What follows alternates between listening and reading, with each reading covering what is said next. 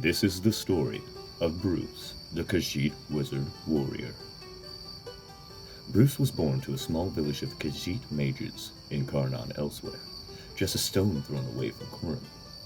His father was the leader of this village and was very proficient in destruction magic, while his mother and older sisters were excellent in restoration magic. When the village held festivals, his father and the other men would always put on a great show using their different spells and techniques to make exploding colors in the night skies. Bruce was in awe of his father's abilities and always watched intently. Bruce, his brother, and the other village boys would always play little pranks using what little they knew of destruction magic on their sisters and the other villagers, oftentimes sending a tiny jolt of sparks near them just to make them jump. Aside from some minor quarrels with neighboring villages, life was simple. Life was good. That is, until one fateful night. Everyone was wrapping up their tasks, and about the end of the day, when out of nowhere bandits attacked the village, they rushed in and started slaughtering everyone on their paths. Nobody was safe. Not the men, the women, or the children. The leader of Karna was off hunting when the attack started. He heard screams and saw flames in the distance. Terror filled his heart as he ran towards his village. When he got to the village, he looked around. What he saw broke his very soul.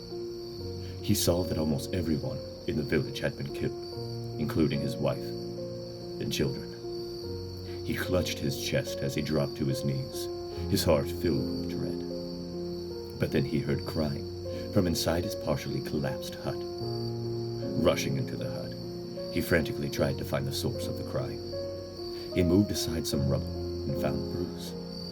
When part of the hut collapsed, it fell on Bruce, and it cut his face.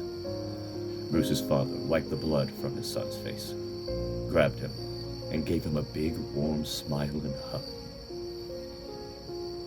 His last remaining family.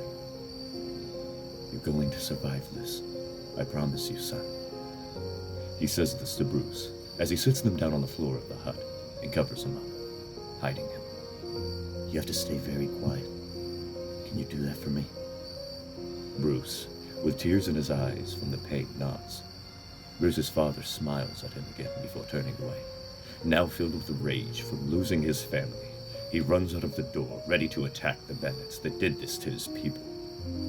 Bruce just sits there, hidden from sight, and all he can hear is yelling, screaming, and explosions from magic. Some time passes, and things have gone quiet. Bruce uncovers himself and creeps out of the hut. He is horrified at the state of his village. Dead bodies litter the ground, huts destroyed and burning, the village in absolute ruin. Crushed by what he sees, he desperately looks for his father. As he looks, he finds his father, beaten, cut, and gasping for air. He rushes to his father's side, tries to help him up. His father stops him and says, "No, son. This is the end of the line for me." He coughs up blood. Bruce pleads with his father. No, Father, don't say that. We can get you out of here. We can get you help. His father looks at him.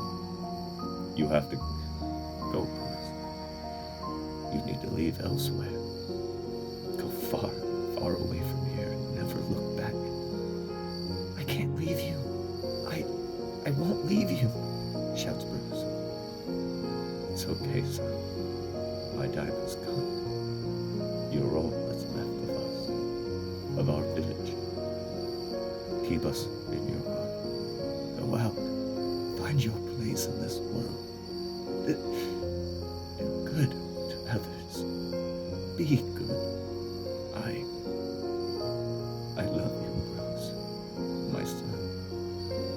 Never forget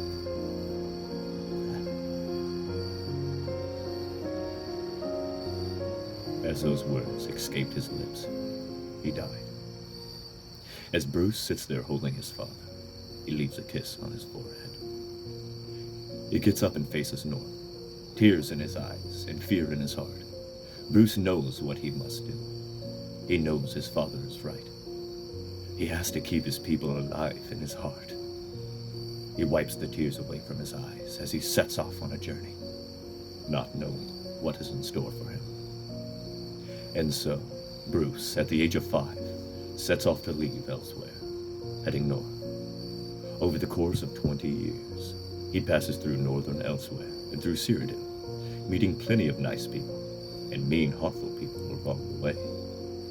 One day, he passed through the border into Skyrim and was knocked unconscious by an unknown assailant. When he opened his eyes next, he is on a wagon moving, surrounded by snow, handcuffed. A man on the wagon speaks to him. "So, you are finally awake?"